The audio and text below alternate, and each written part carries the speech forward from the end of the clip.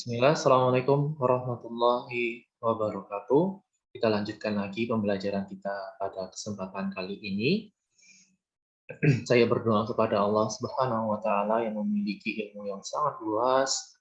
Semoga memberikan kita pada kesempatan hari ini, pada kesempatan kali ini, pemahaman yang baik di dalam pembelajaran untuk membahas kitab yang ditulis oleh Ustadz Kucing Zakaria yang bernama Kitab Al-Muyassar.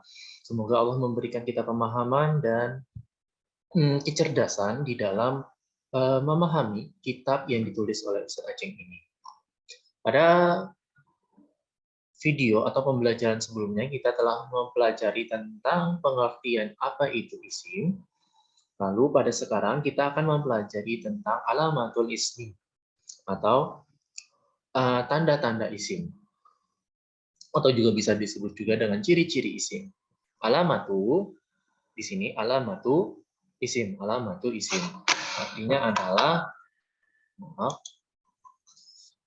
artinya adalah di sini tanda-tanda isim. Nah, jadi isim itu al-ismi, isim dia adalah atau dia. Jadi isim itu, kata isim itu memiliki tanda-tanda spesial yang ketika kita lihat dia menunjukkan bahwa dirinya itu adalah isim. Apakah itu? Di sini Ustaz Aceng Zakaria menyebutkan ada beberapa, ada 4 di sini. Yang pertama itu adalah al-khafdu. Al-khafdu artinya adalah di kasroh. Ada tanda kasroh. Nah, dan yang kedua, di sini adalah tanda-tandanya itu merupakan tanda akhir dari suatu katanya. Kebanyakan tanda akhir ya, akhir. Ada juga yang di awal, akhir dari suatu katanya. Nah, misalnya di sini al-khafdu. Al-khafdu itu adalah di kasroh. Kasroh. Huruf bawahnya. Ingat ya, fathah, kasroh, dhammah. Nah, kalau ini yang di kasroh yang di bawah. Dan dilihat tanda akhirnya. Mislu. Yang di sini Ustaz Aceng Zakaria memberikan contoh adalah yang pertama adalah Bismillahirrahmanirrahim. Nah, yang mana isim? Lihat tanda akhir dari kata tersebut. Yang pertama bismi. Di sini ismi atau bismi, biar tidak bingung, tanda akhirnya apa? Yang pertama adalah kasroh. Berarti ismi ini adalah sebenarnya adalah ismi, nama. Bi itu adalah huruf jar, nanti kita akan pelajari. Ismi itu adalah isim. Yang kedua, lafaz jalalah Allah. Nah, nanti ketika kalian sudah belajar bahasa Arab, jangan menyebut kata ini hanya menyebutnya adalah Allah, kata Allah. Namun untuk adab kita kepada Allah Subhanahu wa Ta'ala, maka ucapkanlah ketika kalian menemukan atau ingin menyebutkan kata Allah, maka sebutkanlah adalah lafaz jalalah Allah. Nah, di sini kata lafaz jalalah Allah, huruf akhirnya apa? Kasroh. Berarti kata ini merupakan tanda isim. Yang selanjutnya adalah ar-Rahmani. Nah, ar-Rahmani, kata akhirnya apa? Kasroh juga. Berarti adalah isim. Selanjutnya ar-Rahimi. Berarti akhirnya juga apa? Kasroh. Berarti dia juga isim. Berarti di kata Bismillahirrahmanirrahim itu ada berapa isim? Ada, kita hitung. 1, 2, 3, 4. Ada 4 isim yang berakhiran al-khafdu. Walaupun nanti kita akan belajari huruf di yang ini itu juga termasuk isim. Tambah lagi 5. Nanti kita akan pelajari ya. Huruf di, huruf jar nanti kita pelajari itu juga termasuk isim. Berarti satu kalimat itu bisa tersusun dari isim atau kata benda semuanya. Bismillahirrahmanirrahim. Itulah indahnya bahasa Arab. Nah, yang selanjutnya Ustaz Zakaria memberikan contoh yang kedua adalah Maliki Yaumiddin. Nah, di sini kita lihat satu-satu Maliki. Maliki huruf akhirnya apa? Kasroh. Berarti dia juga isim. Yaumi. Yaumi juga huruf akhirnya apa? Kasroh. Yaumi hari ya. Maliki raja. Ad-din. Hari akhir maksudnya. Jadi ad-dini juga kasroh huruf akhirnya. Berarti dia adalah isim. Berarti isimnya ada berapa? 1, 2, 3.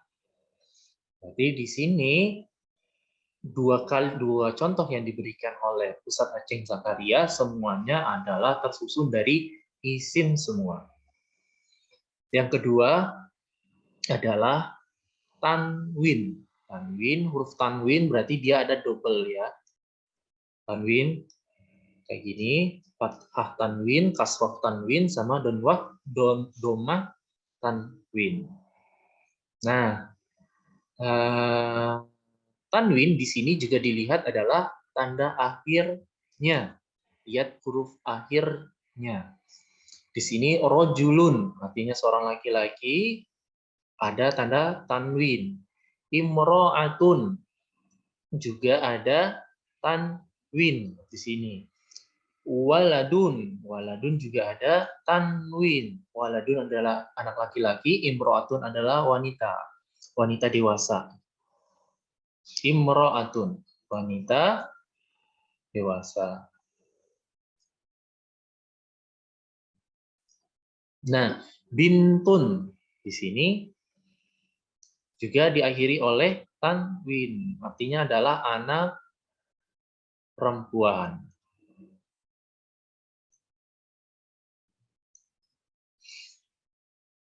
Jadi di sini yang contoh yang kedua, tanda yang kedua adalah tanwin. Tanda yang ketiga adalah alif wal lam. Apa? Alif dan lam. Alif dan lam. Maksudnya apa? Diawali oleh alif dan lam. Mislu di sini al ustazu. Al di sini ada diawali oleh huruf alif dan lam. Maka dia merupakan tanda isim. Yang kedua, al-ustazatu. Juga diawali oleh alif lam, maka dia isim. At-talibu. Juga diawali oleh alif lam, juga isim. At-talibatu. Juga diawali oleh alif lam, maka dia isim. Nah, perhatikan di sini, al-ustazu, ustadz, seorang ustadz laki-laki. Al-ustazatu adalah seorang ustazah atau seorang pendakwah dari kalangan wanita. Nah, yang membedakannya di sini inilah keindahan dari bahasa Arab. Untuk membedakan mana dia laki-laki dan perempuan, salah satunya adalah lihat di belakangnya juga, di belakang huruf akhirnya. Kalau dia ada tak marbutoh kayak gini, huruf tak marbutoh, ada huruf hak di atasnya ada tak, ini itu menunjukkan dia itu seorang wanita. Kalau yang laki-laki dia tidak punya. Nah, di sini. Begitu juga at-talibu adalah murid. Nah, kalau murid laki-laki, dia tidak punya tak marbutoh di sini.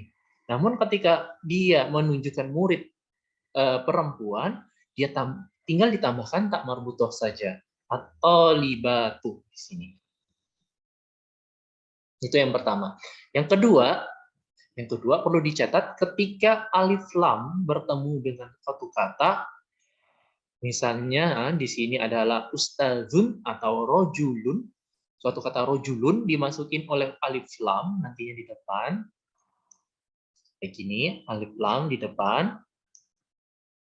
Maka haram hukumnya ada tanwin. Nggak boleh ada tanwin. Berarti tanwinnya dihilangkan menjadi domah saja. Ar-rojulu nanti. Begitu juga imro'atun, ketika kemasukan alif lam di sini, maka menjadi al-imro'atu. Al-imro'atu, begitu juga waladun. Ketika kemasukan alif lam di sini menjadi al-waladu. Bintun, ketika kemasukan alif lam juga akan menjadi al-bintu. Jadi haram ketika alif lam bertemu tanwin itu haram hukumnya, tidak boleh.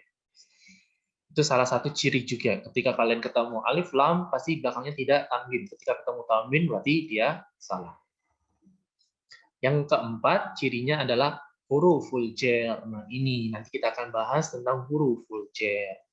Nah, huruful jar itu ada beberapa. Tapi di sini Aceng Zakaria memberikan misal adalah min. Min artinya dari. Fi artinya di dalam. Ila artinya ke.